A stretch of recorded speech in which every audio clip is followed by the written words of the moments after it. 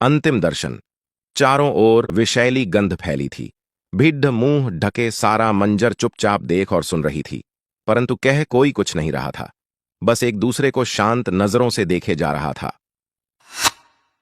नगर पालिका की मुर्दा गाधी वर्मा जी के दरवाजे पे आकर लगी थी।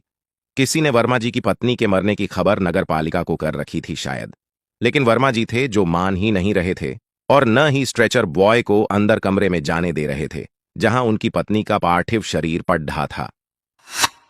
चलिए चचा हटिए, कोई नहीं आने वाला। चच्ची को ले जाने दीजिए, मैं ज्यादा देर तक नहीं रुकने वाला। वैसे भी आज बहुत काम है, लोड भी ज्यादा है। आज स्ट्रेचर बॉय बार बार अपनी घाटी देख रहा था और कहे जा रहा था, नहीं नहीं, जरा रुको भाई, वो आता ही होगा। अरे विदेश से आ रहा है, आने में थोड़ा समय तो लगेगा ही ना।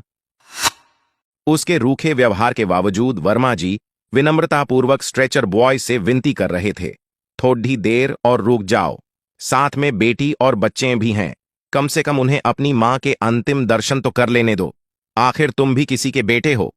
यह कहकर वो व्याकुल नजरों से दरवाजे की ओर देखने लगे।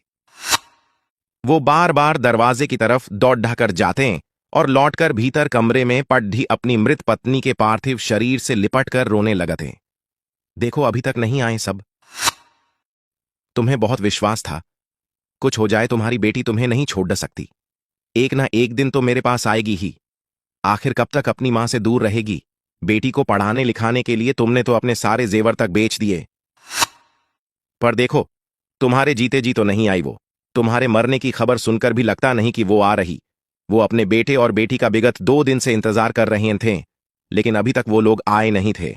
वर्मा जी ने बेटे और बेटी को जब से खबर किया था कि उनकी मां अब इस दुनिया में नहीं रही, उस खबर के बाद न तो बेटे का फोन लग रहा था और न ही बेटी का।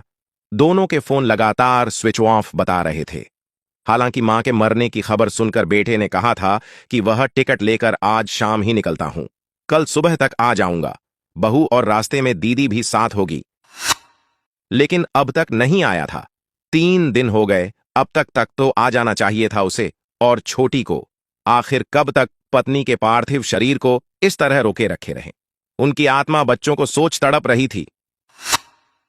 जिन हाथों ने उंगली पकड़कर उन्हें चलना सिखाया, जिन कांधों ने बचपन में सहारा दिया, आज वही मां बाप बेटे बेटी के लिए जी का झंझाल बन गए थे। एक बार मुद्दकर ताकना तक गंवारा नहीं समझ रहे थे। दोनों जिन हाथों को बुढ़ापे में अपने थर्राते पिता के हाथों को थामकर उनका सहारा बनना था, आज वही बेटा उन्हें बुढ़ापे में मरता छोड़कर विदेश बैठा था।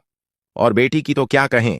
कहा जाता है कि एक मां बाप को सहारे के लिए बेटियां वरदान होती हैं। एक ही कोख से जन्म लेने वाले 2 औलादों में बेटा मां बाप को ठुकरा सकता है, लेकिन बेटियां अपने माता पिता का बुरा कभी नहीं चाहती। लेकिन आज बेटे को छोड़ डच उनकी बेटी भी उनकी परवरिश को गलत साबित कर रही थी। वर्मा जी पत्नी का सर गोद में लिए रोए जा रहे थे, साथ ही साथ मरी पत्नी से बातें किए जा रहे थे। उनके मुरझाए चेहरे पर चिंता और वेदना की लकीरें कोने कोने पसरी थीं। अच्छा हुआ कि तुम मुझसे पहले मर गई। मैं तो यही सोचकर हलकान और परेशान रहता था, मेरे बाद तुम्हारा क्या होगा। मैं हरदम सोचता था कहीं मैं पहले मर गया तो कौन ध्यान रखेगा तुम्हारा।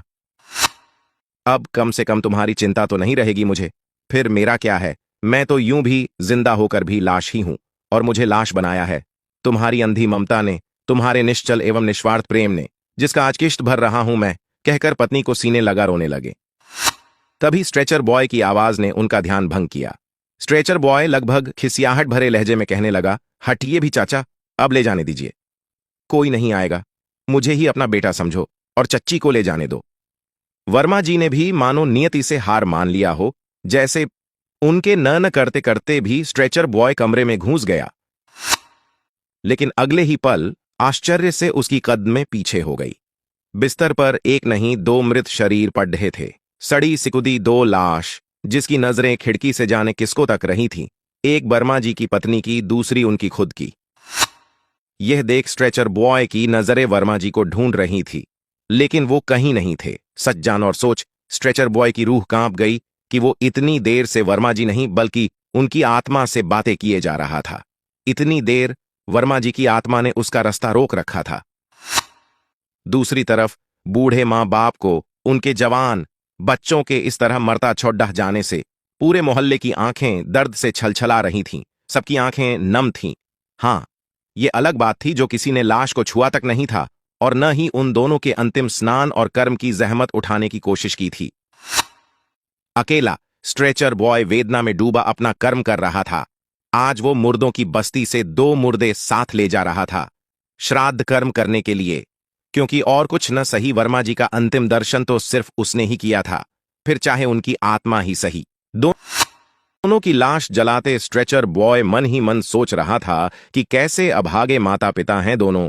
दुनिया पितृ दिवस और मातृ दिवस मनाती रहती है और इन्हें मरकर भी उनके बच्चों के हाथों मुखाग्नि तक नसीब नहीं।